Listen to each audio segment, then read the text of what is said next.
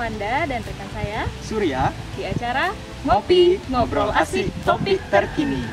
Nah, kali ini kita sudah ditemani dengan narasumber kita, yaitu Bapak Putu Ivan Yunatana.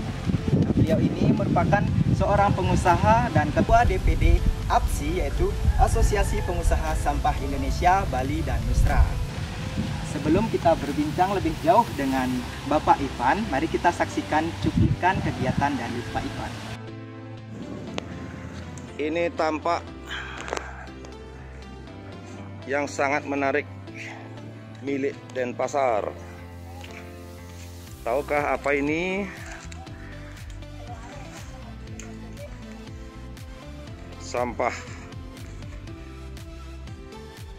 Halo Bu, Pak. Kok di mukanya ditutup tuh? Hah? Ibu dari mana? Oh, Jawa, Bondowoso.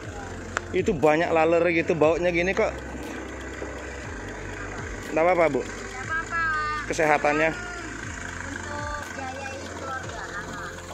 Per hari dapat mau ngumpulin seperti itu berapa, Bu? Kira-kira per hari dapat 10.000? 20.000? Kalau 20.000 sebulan cuma 600.000. Cukup itu untuk keluarga?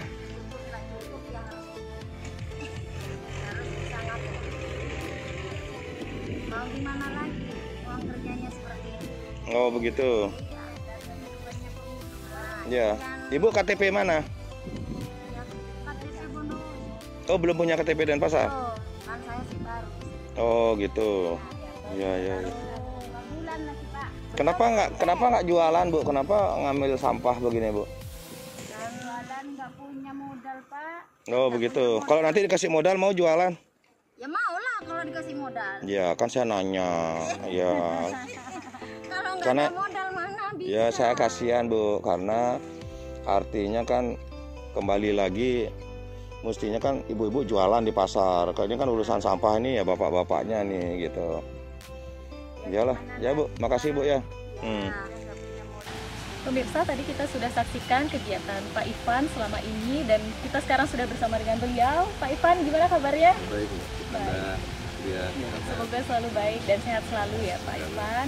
Nah Pak Ivan, baru-baru ini Gubernur kita, Wayan Koster, mengesahkan Peraturan Gubernur Nomor 47 Tahun 2019 tentang pengelolaan sampah berbasis sumber. Yang mana tujuan dari Peraturan Gubernur ini untuk memaksimalkan bagaimana melindungi dan menjaga alam Bali kita dari masalah sampah, terutama sampah rumah tangga dan sampah sejenis sampah rumah tangga.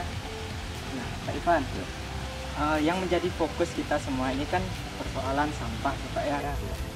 Saya pengen tahu nih, apa sih yang memotivasi Bapak bisa bergerak di bidang lingkungan, terutama di permasalahan sampah seperti itu? Ya, sebelum mungkin saya menjawab pertanyaan di Surya Madivanda, saya memang mengucapkan selamat hari Natal bagi para pengunjung dari jalan media yang telah merayakan hari Natal. Semoga damai dan sukacita Natal menyertai kita semuanya. Jadi menyambung tadi yang sampaikan oleh pertanyaan di Surya, kenapa saya secara pribadi bergerak dan terlibat dalam kegiatan lingkungan ini? Sebenarnya sederhana. Kalau kita di Bali khususnya, ya, di Bali ini kita sudah punya filosofi yang namanya Tita Karana. Ya, jadi kalau Tita Karana, kita bisa pahami bahwa itu kan hubungan antara manusia dengan Tuhan, manusia dengan manusia, dan ada sudah manusia dengan alam dan lingkungan. Nah, sudah banyak kegiatan-kegiatan spiritual yang kita lakukan untuk tujuannya menjaga lingkungan ini, betul ya? Ya kan? Nah, ini yang kemudian menjadi perhatian kita bersama bahwa kegiatan spiritual ini tidak bisa kita pungkirin menghasilkan sampah, betul nggak? Jadi Banten, Salam Pakara itu kan setelah dipakai diaturkan menjadi sampah. Nah, sayangnya dalam yang saya cermati ya bahwa sampah-sampah yang ada itu kan memang masih belum dapat dimaksimalkan dalam maka itu yang menjadi spirit saya salah satunya bagaimana kita untuk berupaya sampah-sampah yang ada itu kita bisa tangani dengan proses yang baik dan benar. Kalau bicara sampah, orang pasti akan melihat bahwa ini hal yang menjijikan gitu ya. Sampah, ada sampah organik, ada sampah anorganik. Tadi yang saya katakan tentang sampah perkara itu ya bagian sampah organik. Bagaimana dengan sampah anorganik? Nah, ini berdasarkan ilmiah, sampah organik ini kalau tidak ditangani, dia bisa terurai. Atau kali yang saya ini hasil pahami. Bayangkan kalau itu tidak kita lakukan penanganannya.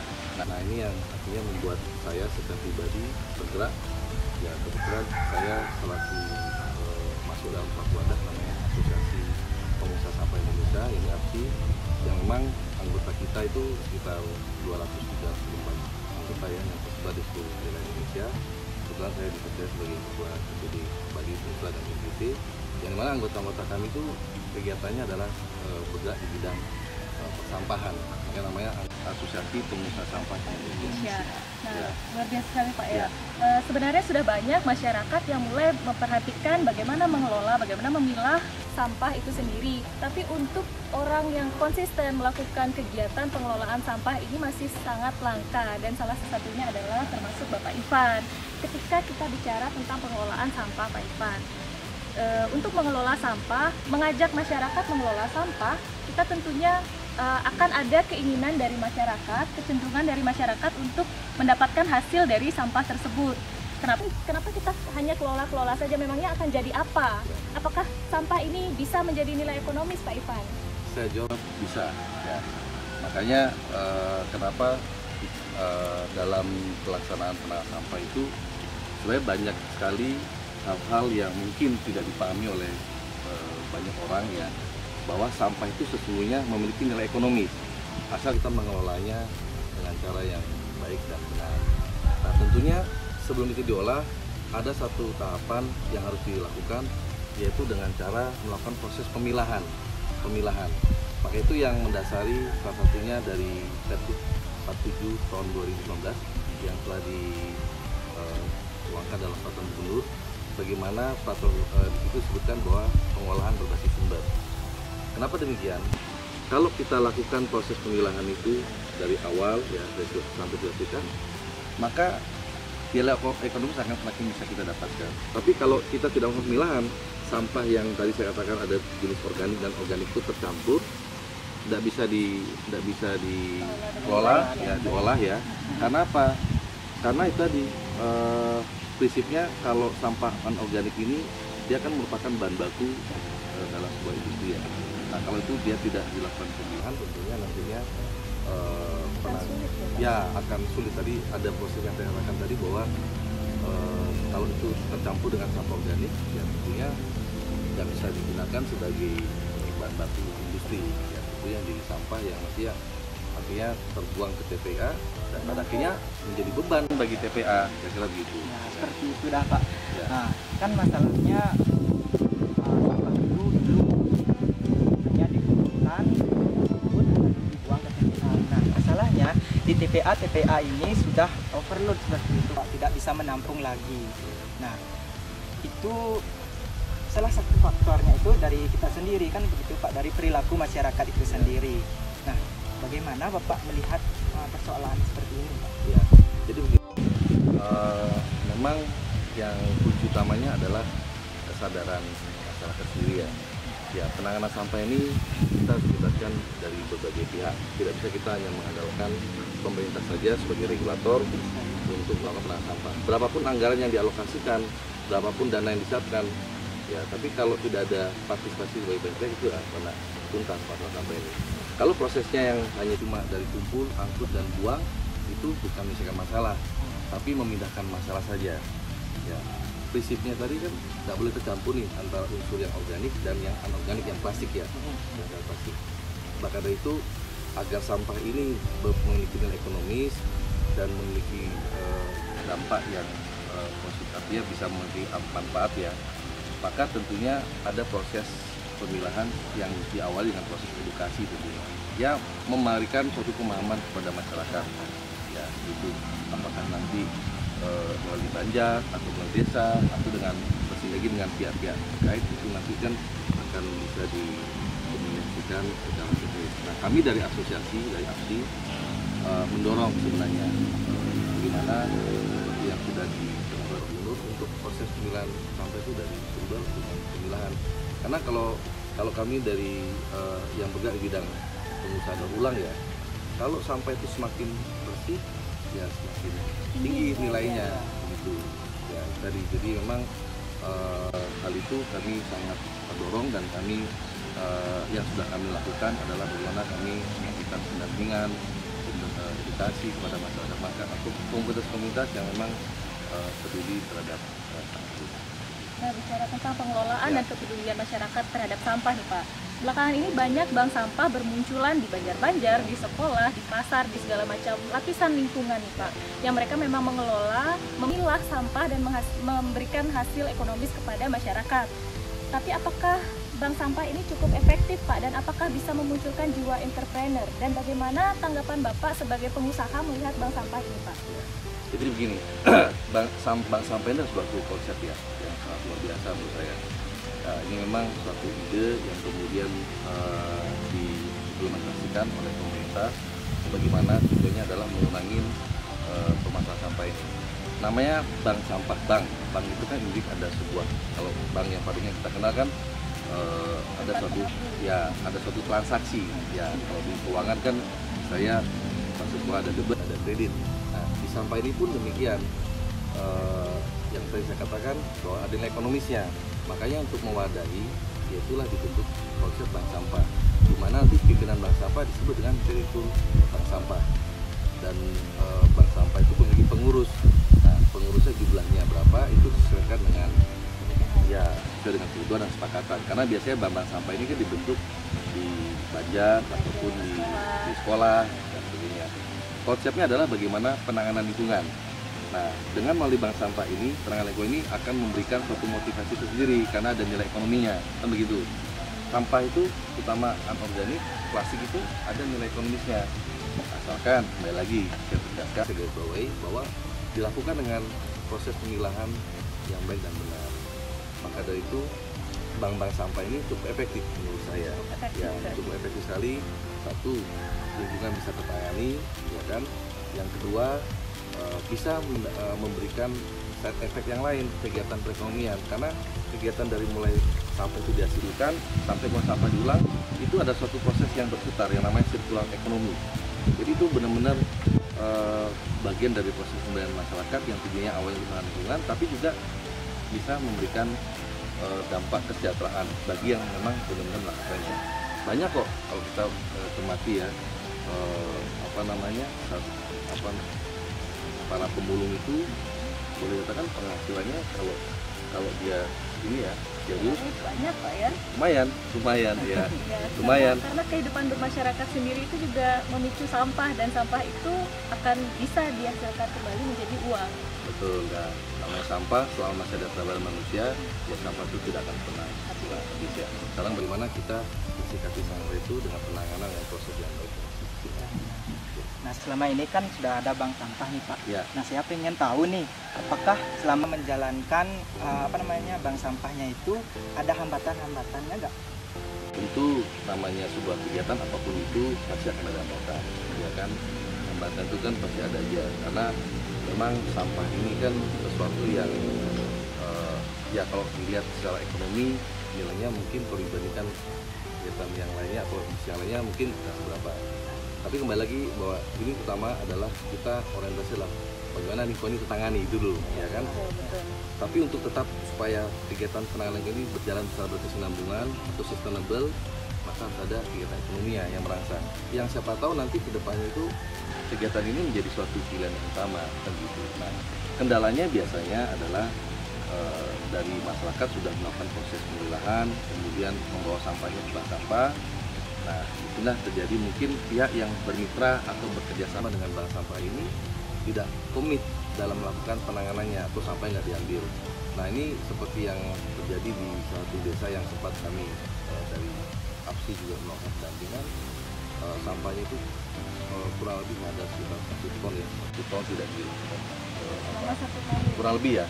Jadi kepada saya cerita, Pak, ini gimana masyarakatnya sudah semangat, sudah melakukan proses pengumpulan dan pemilahan di bank sampah, tapi pihak yang jadi partner mitranya tidak datang gitu loh. Sangat disayangkan sekali sebenarnya Pak ya. Sangat sayang sekali. Nah, maka itu kami dari dari APSI, Asosiasi Pengusaha Sampah Indonesia, kami berkomitmen menjadi mitra bagi pemerintah juga kita daerah, juga bagi masyarakat atau komunitas, karena kami punya konsen, punya fokus untuk bagaimana lingkungan ini dapat tertangani.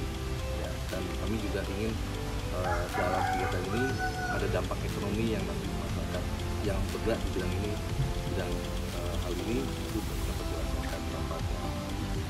Ya, jadi kan Bapak katakan tadi Ya. Asosiasi Pengusaha Sampah Indonesia seperti itu. Nah, sekarang bagaimana caranya agar peran APSI-nya ini dapat berjalan dengan baik seperti yang kita harapkan? Ya. Ya, tentunya kita harus komit ya. Kita katakan apapun kegiatan kita harus komit dulu bersama. Bagaimana kita benar-benar serius dan mau menjadi solusi untuk menangani sampah yang ada di Bali khususnya. Tadi saya awal sudah katakan bahwa Bali ini memiliki suatu nilai filosofi dan karana ya, apalagi itu ya, itu ya sebenarnya tidak ada arti, artinya perilaku dari setiap orang yang ada di Bali harusnya itu memang tergerak, karena itu sudah menjadi bagian dari spirit dan boleh keyakinan artinya pola ya, artinya itu sudah menjadi filosofi yang memang harus diimplementasikan dalam keseharian ya.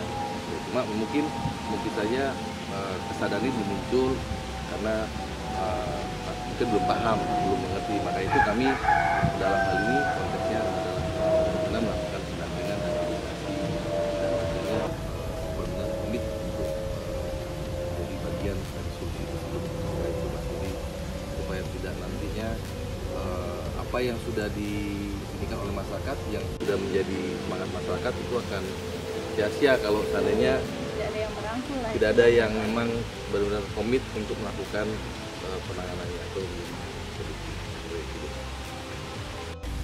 seperti yang sudah dikatakan oleh Bapak Ivan tadi, antusiasme dari masyarakat dalam mengolah, memilah sampah ini tidak boleh disia-siakan. Dengan adanya APSI yang sudah bekerja sama dengan beberapa kabupaten di Bali khususnya, sudah sejauh mana Pak APSI ini berkontribusi dalam pemilahan sampah yang Bapak laksanakan belakangan ini? Jadi begini, APSI kita sudah awali pertama kali kerjasama dengan Pemda Kelungkung pada tanggal 9 Juli 2020 ya. Kemudian dilanjutkan dengan Pemda Karangasem pada tanggal 14 Juli di bulan yang sama di tahun yang sama juga tahun 2020. Mudah-mudahan nanti ini kita dalam proses penjajakan dengan pemerintah Kota Denpasar dan juga kabupaten yang lainnya. Di mana yang kami sudah lakukan dari APSI sendiri adalah melakukan pendampingan di bank-bank sampah yang sudah terbentuk atau di masyarakat yang ada di Banjar maupun yang di desa. Yang sudah ada kita dampingin, kita edukasi lagi pemahamannya terkait dengan bagaimana cara memilah sampah plastik itu. Karena kalau bicara sampah plastik itu banyak sekali jenisnya, banyak sekali. Salah satunya mungkin Pak? Ya, jadi kalau secara internasional itu kan ada 7 item, ada namanya golongan PET, ada golongan PP, ada golongan HDPE, ada golongan yang namanya kalau di internasional itu standar internasional ada 7 ya. Jadi ada golongan PET, ada golongan HDPE, PPE, PE, PP, PS dan yang lainnya. Nah, kalau jenis yang lainnya itu ada logam, ada kertas ya. Semua itu memiliki masing-masing nilai ekonomi yang berbeda, ya kan, sesuai dengan karakteristik usaha. Nah, kami dari APSI selama ini melakukan edukasi kepada masyarakat melalui bank-bank sampah yang sudah terbentuk ya di masyarakat, apakah itu di Banjar ataupun di desa ataupun di daerah. Nah, supaya apa? Supaya masyarakat itu memiliki pengetahuan, ya, pengetahuan tentang jenis sampah plastik ya. Mungkin tidak detail sekali, kalau detail sekali itu pasti akan membutuhkan waktu ya. Prinsipnya adalah bagaimana sampah itu bisa terpilah dengan baik, tidak tercampur dengan sampah yang organik, sehingga memiliki nilai ekonomi, sehingga nanti bisa jadikan bahan baku untuk proses daur ulang. Nah, kami sudah melakukan termasuk juga bagi yang belum terbentuk bank sampahnya di desa Banjar, ya kita akan mengawali, menginisiasi bersama dengan kepala desanya membentuk bank sampah supaya masyarakat ikut berpartisipasi Karena terus terang penanganan sampah ini tidak bisa dilakukan secara satu pihak dua pihak, tapi harus dikoyok bersama-sama dengan pihak pemerintah, ya melalui asosiasi, karena pun juga dari masyarakat sendiri, terutama keterlibatan masyarakat itu yang sangat utama, peran serta dari masyarakat. Kami dari asosiasi hanya sifatnya pendampingan dan melakukan eksekusi di lapangannya dari sampah yang mereka sudah pilah, ya kita yang nanti akan membeli sampah tersebut dengan nilai yang terbaik begitu ya. Harapan kami nanti semakin banyak masyarakat yang akan termotivasi, tergerak untuk mereka kemudian yang belum ada bank sampahnya ya tergerak untuk membentuk bank sampah, atau yang sudah ada ya semakin lebih banyak lagi sampah yang akan dikumpulkan dan dipilah. Baik Pak, kalau dari asosiasi sendiri sudah berapa banyak sampah nih Pak yang ya, sudah masuk, Pak? Karena kami baru bulan Juli kemarin ya, kami sudah melakukan pendampingan dan pembentukan bank sampah itu sekitar 20 di kabupaten Kelungkung, 20 unit bank sampah ya. Ini pun masih belum semuanya kami lakukan pendampingan, karena tentunya menyesuaikan dengan kondisi yang ada, tentunya kesepakatan dengan desa-desa ya, waktu jadwalnya, waktu sosialisasi dan sebagainya. Nah, dari penanganan yang sudah kami lakukan kurang lebih sekitar 20 ton sampah plastik yang sudah kami tangani ya. Itu termasuk juga ada plastik, ada juga logam, kertas dan sebagainya. Nah, selama sampah plastik ini dengan kami melakukan penanganan itu kan tentunya secara tidak langsung kita juga mencegahnya jangan sampai sampah plastik itu dia terbuang ke laut ya, gitu ya. Dan bayangkan kalau itu sampai ke laut dan itu nggak bisa terurai ya, otomatis ekosistem di laut pasti akan terganggu. Nah, bagi di Bali sendiri, laut itu dipakai sebagai tempat pendidikan Ida Betara ya, bayangkan ya, setiap tahun kali upacara keagamaan laut itu digunakan sebagai tempat pendidikan. Bagaimana kalau saat di laut itu banyaknya sampah plastik kan rasanya tidak pas ya, ya itu yang kami sudah lakukan. Yang mudah-mudahan nanti semakin waktu semakin hari kami bisa lakukan yang lebih banyak lagi penanganan sampah khususnya. Nah, kami ini melihat aksi ini sangat bagus untuk masyarakat Pak ya. Nah, apakah Bapak ada harapan kepada pemerintah pusat, daerah, baik itu pemerintah desa juga Pak? Ya, jadi begini, saya dari APSI berharap ya bahwa kegiatan penanganan sampah ini tidak hanya melibatkan pemerintah, peran serta masyarakat, juga yang terutama adalah produsen yang menciptakan adanya sampah ini. Ya. Kenapa saya katakan produsen? Karena dalam proses circular ekonomi ini kan sebelum jadi sampah itu ada sebuah produk yang kemudian dinormalkan. Jadi produsen menciptakan sebuah produk, kemudian sampai kepada masyarakat, dinikmati oleh masyarakat, setelah disebut masyarakat, dibuang menjadi yang namanya sampah. Nah, kami kan selama ini melakukan pendampingannya di hilirnya, bagaimana mengedukasi, melakukan pembinaan, sampai kepada mengeksekusi material sampah tersebut yang tentunya sudah yang ekonomis. Namun tidak bisa dipungkiri bahwa ada sampah organik itu yang tidak bisa, yang belum bisa ya, tidak didaur ulang, yang belum bisa memiliki nilai ekonomis, yang seperti pasir itu multilayer itu katanya golongan multilayer. Nah, harapan saya bahwa dengan adanya kondisi ini dan sudah adanya regulasi dari pemerintah itu Permen 75 tahun 2019, di situ sebutkan peta jalan sampah oleh produsen ya. Saya berharap bahwa produsen juga ikut terlibat, ikut campur tangan, benar-benar mensupport penanganan sampah ini secara seutuhnya, sehingga tidak saja mereka hanya menciptakan, menjual produk dan mendapatkan nilai ekonomi dari hasil penjualan produk tersebut, tapi mereka benar-benar ikut terlibat dalam penanganan sampah dari produk yang mereka hasilkan.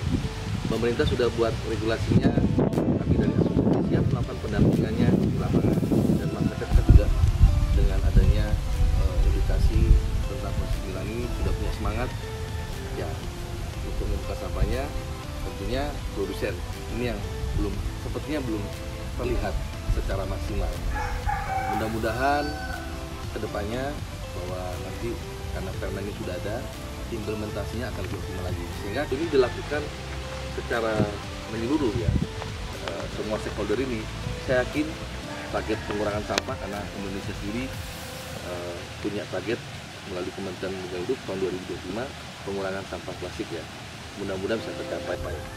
Kita proyek bersama-sama dari mulai produsennya, dari kemudian dari pemerintah, kami dari asosiasi dengan anggota yang siap menjadi mitra untuk melakukan eksekusi lapangan, dan juga masyarakat yang memang punya kepedulian. Kita lakukan hal tersebut sehingga tujuan kita skala nasional pengurangan sampah plastik ini bisa berwujud ya. Dan kemudian di Bali khususnya, karena di Bali ini adalah menjadi kekuatan, boleh dikatakan jendela Indonesia ya, apalagi banyaknya kegiatan-kegiatan ritual kita. Kalau kita perhatikan di pura-pura itu, kalau ada odalan pasti kan sampahnya sampah plastik berserakan juga. Tapi mudah-mudahan kalau itu ditangani kan tentunya akan menodai ya, mencederai spirit yang sudah kita jalankan. Mudah-mudahan harapan saya dengan adanya semua pihak yang saya katakan, ini semua akan buat Bali kita benar-benar, kita akan menciptakan Bali yang benar-benar bernuansa Bali, bersih, aman, lestari dan indah. Saya kira itu harapan saya. Luar biasa Untuk sekali. Surya dan Sultan ya. Pengelolaan sampah tidak bisa hanya dilakukan oleh sekelompok masyarakat saja, namun harus ada kontribusi nyata juga dari pemerintah sebagai penggaung regulasi, dari masyarakat sebagai konsumen, dan tentu saja dari produsen sebagai penghasil produk itu sendiri yang sudah semestinya bertanggung jawab atas produk yang mereka hasilkan. Dan ini sudah digaungkan oleh pemerintah melalui Peraturan Menteri Kehutanan dan Lingkungan Hidup Nomor 75 Tahun 2019 tentang peta jalan pengurangan sampah oleh produsen. Dan ternyata sampah ini tidak hanya dikumpulkan, diangkut, lalu dibuang, akan tetapi sampah ini bisa diolah kembali dengan cara memilahnya terlebih dahulu, sehingga nantinya sampah tersebut bisa menimbulkan manfaat ekonomi bagi kita semua. Melihat Bali dengan potensi wisata yang sudah terkenal di seluruh dunia, akan sangat disayangkan jika di Bali banyak sampah plastik yang berserakan yang belum tertangani dengan maksimal.